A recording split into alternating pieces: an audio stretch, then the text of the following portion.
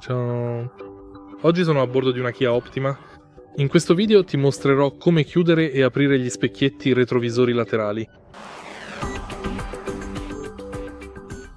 All'inizio diamo un'occhiata alle portiere del conducente. Proprio qui abbiamo questo pannello.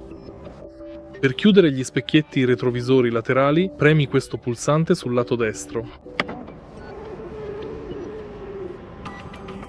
Per aprirli premi il pulsante sul lato sinistro. Se lo imposti sulla posizione centrale, attiverai la modalità automatica per questa funzione. E questo è tutto. Se hai trovato utile questo video, lascia un like, un commento e iscriviti al canale.